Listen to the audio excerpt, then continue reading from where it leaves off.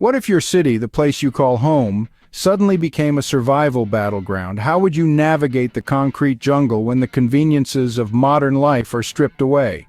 Today we delve into the art of urban survival and preparation. Let's dive deeper into understanding your surroundings. The more you know, the better prepared you are. This isn't just about knowing where the nearest grocery store or hospital is. This is about understanding the intricate details of your urban landscape. Consider the layout of your city or town. Are there areas that would become inaccessible in an emergency? Think about routes to essential resources. Are there multiple ways to get to your nearest hospital or pharmacy? Let's take a closer look at those crucial resources. Hospitals are not just for medical emergencies. They may also provide shelter and food in a crisis. Pharmacies are essential for medication, but also consider other supplies they might carry, such as first aid kits or hygiene products. Your water source is another key factor. In an urban setting, this might be a public park with a pond or a rooftop rainwater collection system. Food suppliers can range from supermarkets and convenience stores to community gardens and farmers markets.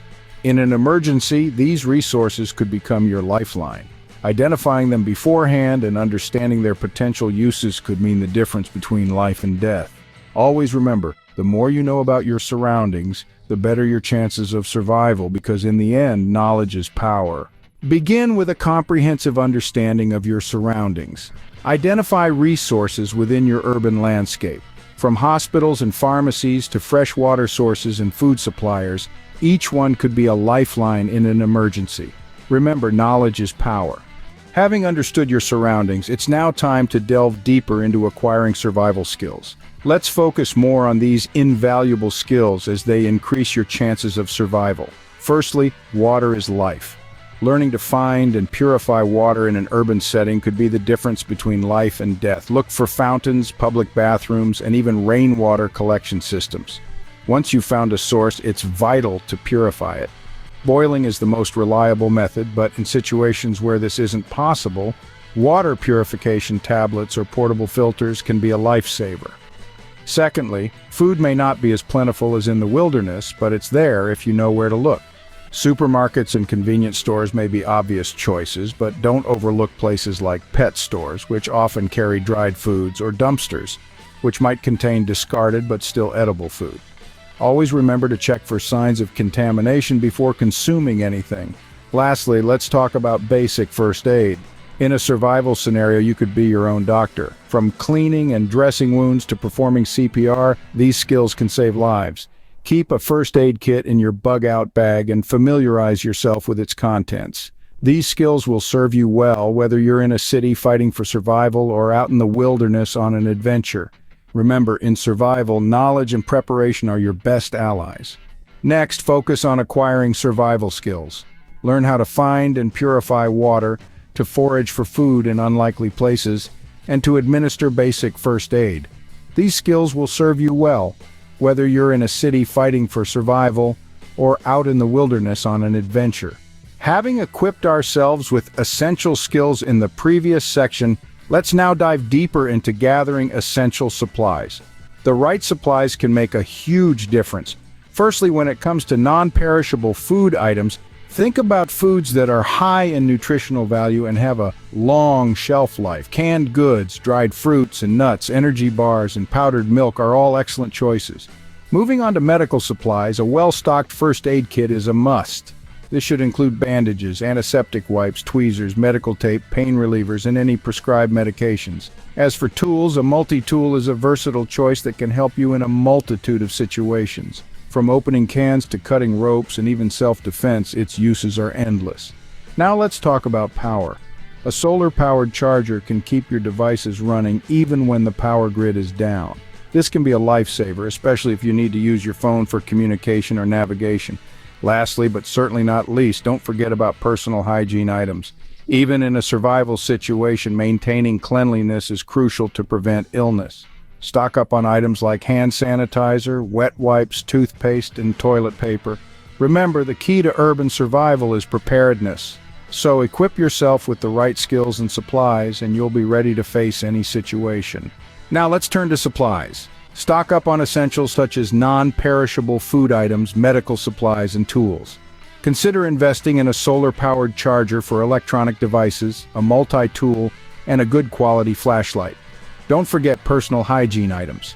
All right, folks, we've talked about the importance of communication in a disaster scenario, but let's dig a little deeper. It's not just about having a battery-operated radio at hand. You also need to know how to operate it effectively. Learn to tune into different frequencies and familiarize yourself with emergency broadcast stations in your area. Now, on to emergency numbers. It's not enough to just have them. You need to keep them in easily accessible places. Write them down, store them in your phone, stick them on your fridge. But remember, in a disaster, phone lines might be down, so don't rely solely on this method. Establishing a communication plan with loved ones is also essential. Discuss rendezvous points, safe zones, and backup plans. If you have children, make sure they understand the plan too. Now let's shift gears and talk about the mental aspect of survival. This isn't just about staying calm. It's about maintaining a positive mindset, focusing on solutions rather than problems. It's about determination and the will to survive.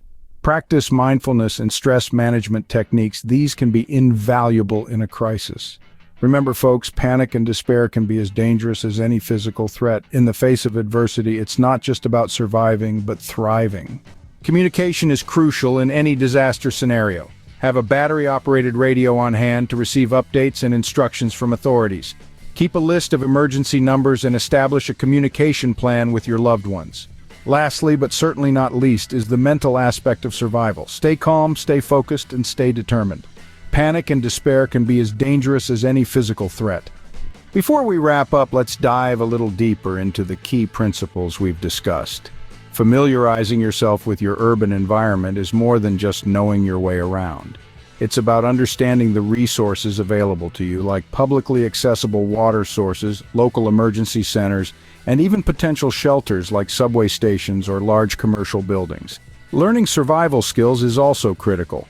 Water purification, for instance, is not just about boiling water. It involves knowing how to use purification tablets, how to construct a solar still, or how to filter water with basic household items. Basic first aid, too, is a broad field. It's not only about treating wounds, but also about recognizing signs of dehydration, hypothermia, and other common conditions in survival situations. Gathering essential supplies is another important aspect. It's about prioritizing what you really need: water, food, medical supplies, clothing, and shelter. But also remember the value of communication tools. Your smartphone may not work during a disaster situation, but a battery-operated radio or a whistle can prove to be life-saving. So equip yourself with these tools of survival, and remember, the will to survive is the most important tool of all. In our next segment, we'll wrap up and revisit these principles one last time. In wrapping up, remember the key points we've discussed. First, familiarize yourself with your urban environment and the resources it offers. Second, learn survival skills, from water purification to basic first aid. Third, gather essential supplies and don't forget the value of communication tools. Lastly, condition your mind to remain calm and focused in the face of adversity. Surviving in an urban environment during a crisis is a challenge, but with the right knowledge, skills, and preparation, it can be done. So equip yourself with these tools of survival, and remember, the will to survive is the most important tool of all.